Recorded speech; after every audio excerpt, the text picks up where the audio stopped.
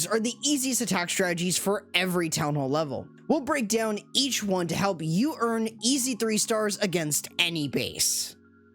To start, let's give you the easiest attacks between Town Hall 2 and Town Hall 7. These are fairly straightforward and will easily get you 3 stars against any base that you see at those Town Hall levels. You can also find each army link for Town Hall 5 and above in the description.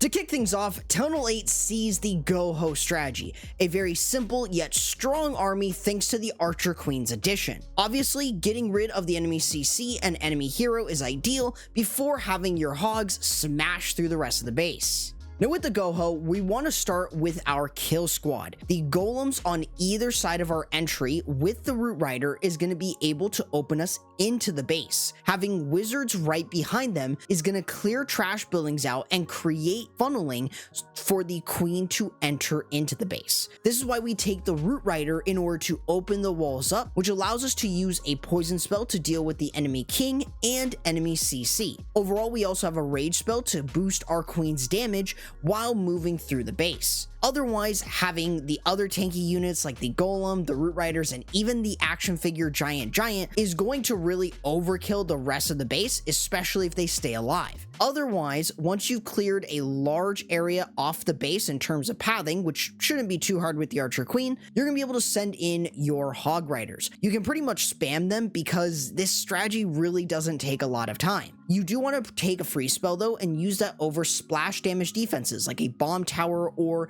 the Wizard Tower, but you do want to use your heal spells over splash damage defenses or of areas where splash damage could be abundant. Other than that though, you really should be able to clear through the rest of the base with ease, and as long as you have cleanup with regular minions, this strategy is going to be incredibly hard to stop, and you really will never time fail because this strategy is just so dang easy.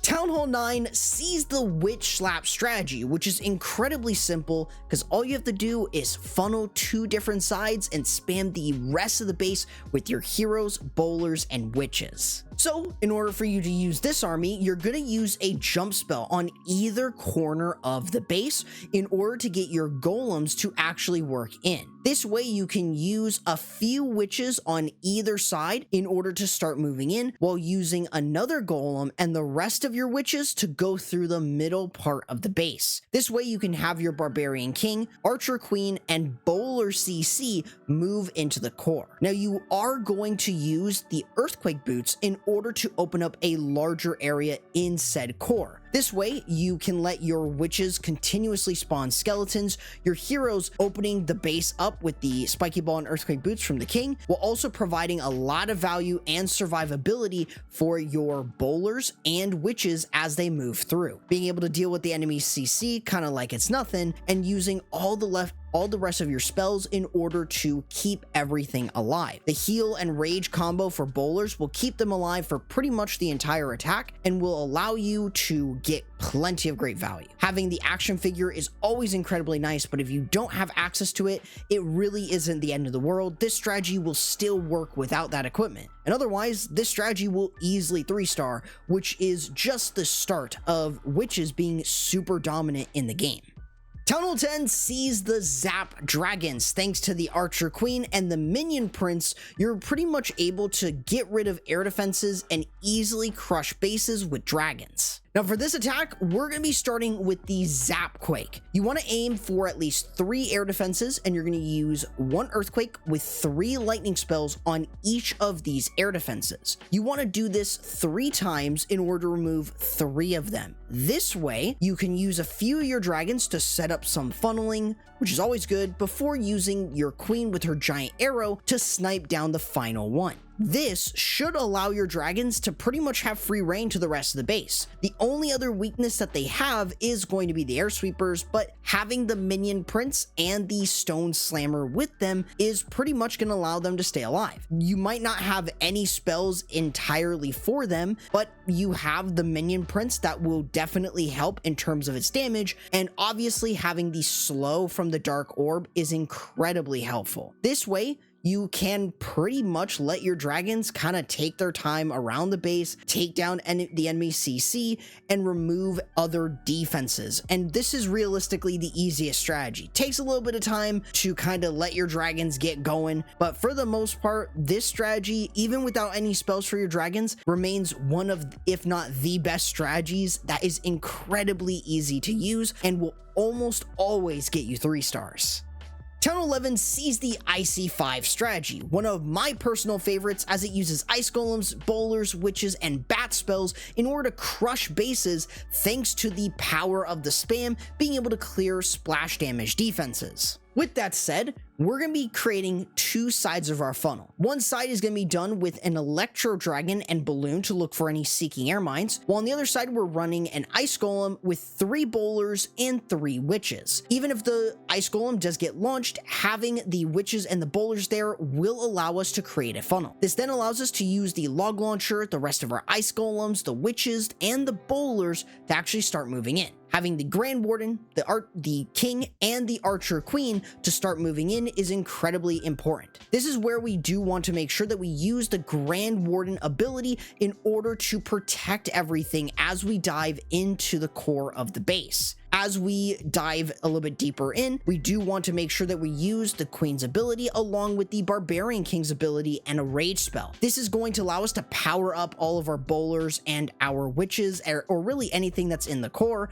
and this should clear a large area. Once most of the splash damage defenses are down, you can then use your bat spells, and they'll be able to clear through these remaining point defense structures, and you can use any free spells to slow down those defenses or even slow down any remaining splash damage defenses like wizard towers and inferno towers. Otherwise, this is pretty much going to be overkill for you. And as long as you don't hit a tornado trap, you should be completely fine for an easy 3-star. Now moving over to Town Hall 12, we're still sticking with the witches, but this time we've got the Zap Witches. This is incredibly strong and a staple of Town Hall 12, thanks to being able to zap out Inferno Towers and spam your way to 3 stars. With this strategy, we want to start with the Zap Quake. Running 4 lightning and 1 earthquake on 2 different Inferno Towers is the main goal. You mainly want to use this on multi-target Infernos, but you can use this against single target ones. The main thing is to go for the 3rd Inferno Tower, the Eagle Artillery, and the Town Hall, all which should be within a line, so that way you're able to open the base up and remove them, and you know exactly where to send in your witch spam. This is where you can then send in your golems, your witches, your ice golems, and the log launcher to start moving in. Using a super wall breaker initially will allow your heroes to get into the base and controls everything. Though we do still want witches and golems on the flanks in order to clear through some of these trash buildings and make cleanup far easier. Obviously though, we do want to deal with the enemy CC while also getting a little bit deeper thanks to the log launcher. This way we can use the Grand Warden's Eternal Tome in order to protect everything as the log launcher opens more walls, and using a rage spell powers everything up within that core. This then allows us to use the Barbarian King's Spiky Ball and Earthquake Boots in order to open a large area off the base, while the witches and the golems provide support and tanking and damage, which is really helpful for this strategy. And otherwise, as long as you're able to get to the Town Hall and get into the core, you really shouldn't have any issues with this strategy thanks to just how spammy witches are, and it should go for a very easy 3-star. Town Hall 13 sees the Yeti Witch Bat Spell attack. We're not done with witches because them paired with regular Yetis and bat spells allows them to have great versatility, being able to smash down, splash damage defenses, and clear through the rest of the back end with the bat spells and the Royal Champion. So for this attack strategy, we want to start with a wall of Yetis and a wall of witches. This is all that you really have to do to get started with this attack. You don't necessarily need any of the Yetis or witches in the base with your heroes, but you mainly want the King, Queen, Warden, and the log launcher to move through the middle, with super wall breakers there to open up the base. An early Eternal Tome and Healing Tome will keep your heroes protected as they dive in deeper. The main goal here should be to remove as many splash damage defenses as possible, including the wizard towers, inferno towers, scatter shots, and the town hall. So opening up the base with the spiky ball and earthquake boots and using your other hero abilities is very important. This way your royal champion can snipe down other defenses, including splash damage ones, which should allow you to guarantee the town hall takedown and use your bat spells on the in the back end as a bat wave. This way you can use any of your leftover freeze spells over splash damage defenses, mainly wizard towers. This way you can overwhelm them with ease and absolutely shred all these defenses, and this way you should be able to get a very easy 3-star. Even if you find a tornado trap, you should be completely fine, as this strategy is just really overkill with the heroes and the yetis and witches for an easy 3-star. Now, Town Hall 14 sees the quad clone dragon attack, which is still going to be one of the easiest strategies post Eternal Tome change, and this is going to be incredibly strong thanks to the cloned yetis being just super dominant and being able to clear plenty of defenses, while the dragons clear through the entire rest of the base. Now, to keep this army very simple, we want to start with funneling. So our queen is going to be used on one side to clear out any air defenses, which is super important, and on the other side we're running the royal champion with the rocket spear and the electro boots to clear trash buildings and defenses. This way, once we have our 2 funnels set, we can basically spam in our dragons right in between them with the Grand Warden and the Minion Prince to follow. You do not want to use the Eternal Tome immediately or the Battle Blimp immediately. You want to wait for your dragons to really push in. And when you use your ability, you can use it slightly earlier, so that way the blimp just flies in. This, with the Eternal Tome change, is going to be pretty important to delay the blimp. This way, your blimp gets more value and is more than likely going to get close to the town hall, where you can then use your clone spells overlapping along with a rage to really get the yetis to smash defenses. Anything like the air defenses, town hall, etc. These are the reasons on why you want to run the yetis with the clone spells, and you'll be able to really smash through the entire rest of the base. Even if your dragons split, you should be completely fine. You've got the Minion Prince with his ability, you've got plenty of dragons that are still alive, and you'll be able to dominate bases with ease. You don't even need any dragon riders in this army because the dragons themselves will be able to clear through the rest like it's nothing, thanks to the yetis clearing out a large area off the base, which makes this strategy possible. Town Hall 15 sees the Mass Miner attack strategy. Since the life gem buffs happened, this has provided the Mass Miner with insane amounts of HP, allowing them to deal plenty of damage while staying alive, while having 3 heal spells to keep them moving. Now, with this attack, we want to start with funneling. We've got 2 super wall breakers that you can use on either side to get both of your funnels in. Having the baby dragons to control your siege barrack allows you to get this first side of your funnel set. This way you can have enough units to clear through plenty of defenses within those compartments, while you have the king and the queen on the other side able to clear additional defenses. This is going to create 2 sides of your funnel, which is going to be extremely important, and having any of your hero abilities will allow you to guarantee those defenses down. And realistically, from there, you're going to be running all of your miners with the royal champion and the Grand Warden to follow. This is going to be pretty spammy, and you can take advantage of different bases in terms of their dead zones, but for the most part, each of these troops are going to have over 2,000 HP, and this is where using heal spells really does benefit them. All you realistically want to do is just be very patient. Free spells over splash damage defenses, the overgrowth over the town hall, and realistically the Grand Warden ability towards the core of the base. You also have the hog puppets from your royal champion and the rage spell, which can really boost everything through. For the most part, you got more freeze and heal spells that you're going to use to protect your mass miner, using them over splash damage defenses to keep them alive. And realistically, this is just going to overkill. You're going to have so many troops from that mass miner alive, and realistically, you're just going to be able to crush any base with this. This is why this strategy is still one of my favorite strategies in the game, thanks to just how spammy this is and how easy it is thanks to the life gem buffs.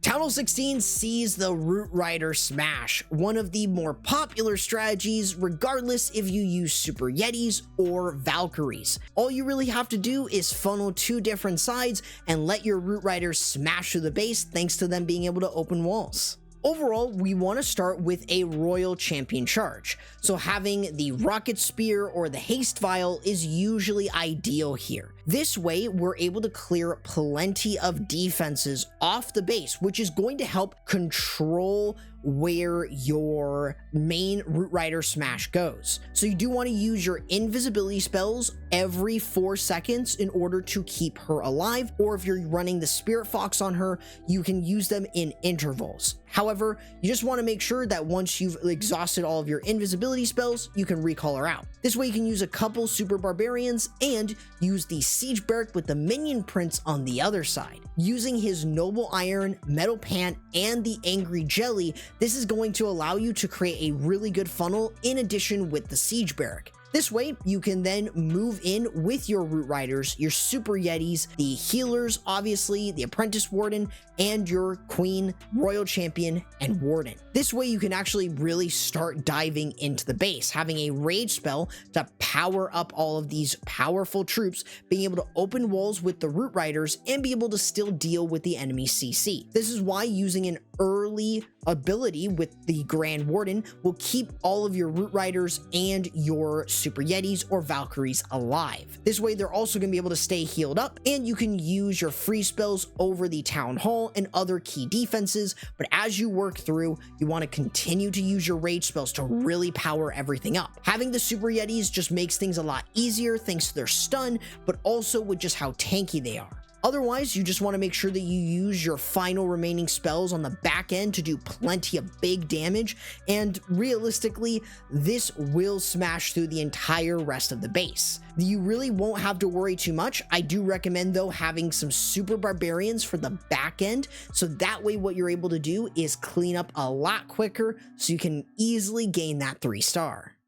And Town Hall 17 sees the Mass Invis Dragon strategy, still a tried and true strategy to this day, and using the Royal Champion to get massive value before smashing the rest of the base with your dragons. So to start this attack off, we're running the Royal Champion charge with the Haste Vial. This way, what we're able to do is use our invisibility spells every so often. Paired with the Spirit Fox, we're using them in intervals at the 7-second and 3-second intervals, so things like 57 and 53. This way, we're able to keep the Spirit Fox alive for as long as humanly possible. This might seem like we're just spamming the invisibility spells, but it's super important, as that way, we're able to get much more value out of 12 invisibilities. As you slowly reach the core of the base, I recommend using the Haste Vial. This is going to speed up your Royal Champion and do big damage while clearing through the core of the base. It's very important to be able to clear the core, so that way it makes it so much easier for your dragons. Once you clear through the final remaining defenses, you're going to go ahead and use a few dragons to cut off the funnel before using the Archer Queen with her giant arrow to snipe down any air defenses if you can, while setting up funneling. This is going to allow you to have two sides of your funnel set to spam in your dragons with the Grand Warden, Minion Prince, and the Siege Barrack or the Stone Slammer to follow. This realistically should allow you to clear through the entire rest of the base without having any issues. The Royal Champion charge should have gotten plenty of good value from the core of the base, and realistically, this is going to allow you to use the Eternal Tome and Healing Tome, or just the Eternal Tome if you're running the Rage Gem, in order to keep all of your dragons alive. Having a rage spell for them is incredibly helpful, and using the Minion Prince's Dark Orb will also help clear through and allow you to keep these dragons moving as you work around. Having any leftover or having additional dragons as reinforcements will allow you to pretty much clear through the rest of the base